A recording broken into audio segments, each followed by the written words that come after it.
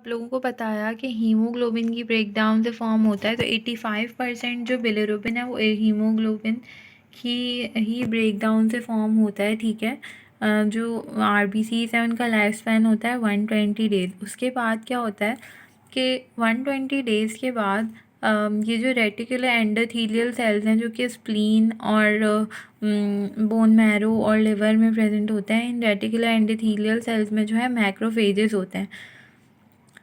जो old RBCs या कह लें इफ़ीट आरबीसीज या सेनेसेंट आरबीसीज होते हैं, ये उन रेटिकुलो एंडोथेलियल सेल्स जो है वो उनको कैप्चर कर लेते हैं और उनमें मैक्रोफेजेस होते हैं जो इनको ब्रेक डाउन करते हैं, इनको इंगल्फ करके इनके जो पार्टिकल्स हैं इनको डाइजेस्ट करके फिर इनकी हीमोग्लोबिन की ब्रेक डाउन करवाते हैं। ठीक है।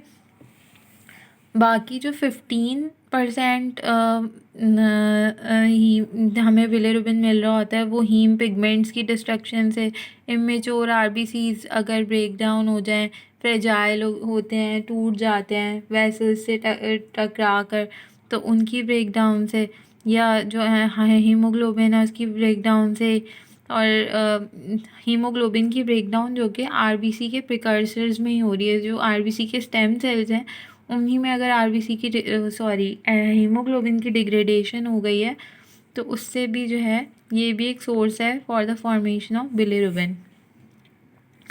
मोस्टली हमें कहाँ से मिल रहा है? ओल्ड आरबीसी से नॉर्मली। साइट्स जो है मैंने आप लोगों को बताया कि जो फॉर्मेशन ऑफ बिलिरुबिन हो रहा है वो बोन मैरो में मेजरली हो रहा है, स्प्लेन में और लिवर में जो रेटिकुलर एंडोथेलियल सेल्स हैं वहाँ पे हो रहा है। सही है। प्रिंसिपल बाइल पिगमेंट जो है ह्यूमन में वो बिलिरुबिन है। उसके बाद क्या है कि इसकी बिलिरुबिन मेटाबॉलिज्म कह लें या हीम मेटाबॉलिज्म, ये 3 स्टेप्स हैं। एक है ट्रांसपोर्ट ऑफ बिलिरुबिन, फिर दूसरा है conjugation of bilirubin with D glucuronic acid in hepatocytes, और तीसरा है एक्सक्रीशन ऑफ बाइल पिगमेंट्स। अब ट्रांसपोर्ट में क्या होता है कि जो बिलिरुबिन है वो एल्ब्यूमिन से बाइंड करता है ब्लड में। जो अब पहले बिलिरुबिन जो है वो रेटिकुलर एंडोथेलियल सेल्स में फॉर्म हुआ जो होता है वो होता है अनकॉन्जुगेटेड। ये अनकॉन्जुगेटेड बिलिरुबिन जो है वो लिपिड सॉल्युबल होता है, तो इसको प्लाज्मा में ट्रैवल करने के लिए प्रोटीन बाइंडिंग की ज़रूरत होती है। तो ये एल्बुमिन से बाइंड करता है, जिसकी वजह से क्या होता है प्लाज्मा में इसकी सॉल्युबिलिटी इंक्रीज़ हो जाती है। कर्निक्टरस क्या है? ये कंडीशन है जो इन्फेंट्स होते हैं उनमें क्या होता है कि ऑलरेडी हिपैटिक मेटाबॉलिज्म डेवलप नहीं हुआ होता। अगर इन्फेंट्स को कोई ड्रग्स ऐसी दी जाएँ, फॉर एग्जांपल सल्फोनामाइड्स हैं। सल्फोनामाइड जो है वो उनकी प्रोटीन बाइंडिंग बहुत ज़्यादा होती है। ठीक है। वो प्रेग्नेंट वुमेन को या इन्फेंट्स को अगर दी जाती हैं तो क्या करती हैं कि ये जो बिलिरुबिन है इसके प्रोटीन्स को डिस्प्लेस करके उसके प्रोटीन से बाइंड हो जाती हैं और बिलिरुबिन को डिस्प्लेस कर देती हैं। अब बिलिरुबिन तो है लिपोफिलिक, ये एंटर कर जाता है ब्रेन में, क्रॉस करता है ब्लड ब्रेन बैरियर को, नर्व सेल्स को डैमेज करता है, ब्रेन में जाके नेक्रोसिस कॉज करता है by altering the cellular respiration. Babies में होती है ये कर्निक्टरस, क्योंकि जो बड़े होते हैं उनका हेपैटिक मेटाबॉलिज्म सही होता है एडल्ट्स का। इन्फेंट्स का हेपैटिक मेटाबॉलिज्म जो है वो सही से बना नहीं होता, जिसकी वजह से उनको जो है जॉन्डिस भी हो जाता है।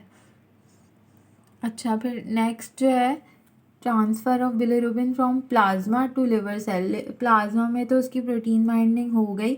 अब क्या होता है जब ये ब्लड लिवर में जाता है तो हिपैटोसाइट्स की एक सिलेक्टिव एफिनिटी होती है फॉर अनकॉन्जुगेटेड बिलिरुबिन, और ये ब्लड से अनकॉन्जुगेटेड बिलिरुबिन लेके उससे बाइंड कर जाते हैं। अब हिपैटोसाइट्स में क्या होता है, कॉन्जुगेशन होती है बिलिरुबिन की with D glucuronic acid in the presence of enzyme called glucuronide transferase। सही है। यहाँ as you can see conjugation होती है बिलिरुबिन की विद ग्लूकुरोनिक एसिड, और अब ये जो कॉन्जुगेटेड बिलिरुबिन है ये रिलेटिवली वाटर सॉल्युबल होता है और स्मॉल इन साइज होता है as compare to free bilirubin. तो ये जो है इजीली एक्सक्रीट हो जाता है इन यूरिन एंड फेसेस, ठीक है।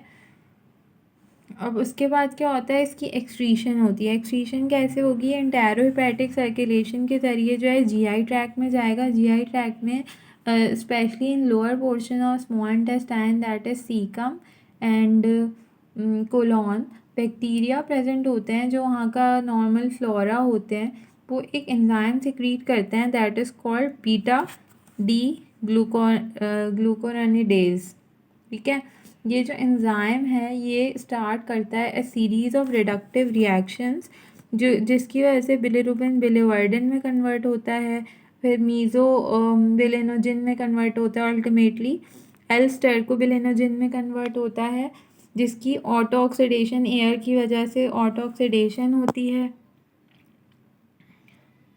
और जो है ये कन्वर्ट होता है एल स्टेरकोबिलिन में फेसेस में, और ये जो है फेसेस को येलो ऑरेंज कलर देता है।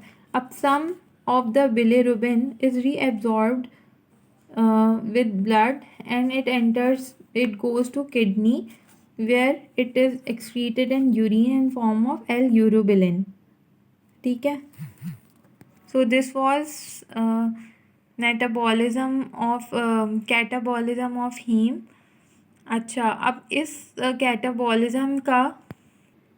कैटाबॉलिज्म का कंप्लीट या पार्शियल फेलियर किसी भी पॉइंट पे जो है वो कॉज करता है क्लिनिकल जॉन्डिस।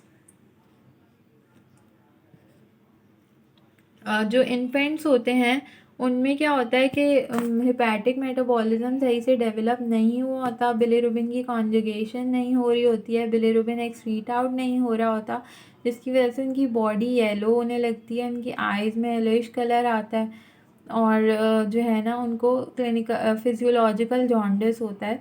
फोटोथेरेपी जो देते हैं यानी उनको विजिबल लाइट में एक्सपोज करने से क्या होता है, ये जो बिलिरुबिन है ये फ्रेगमेंट्स में ब्रेक डाउन हो जाता है लाइट की वजह से, लाइट के एक्सपोजर की वजह से, और फिर वो फ्रेगमेंट्स जो हैं वो फेसेस और यूरिन के साथ, मोस्टली फेसेस के साथ एक्सक्रीट आउट होते हैं बॉडी से। So this was all about heme catabolism. Thank you, class.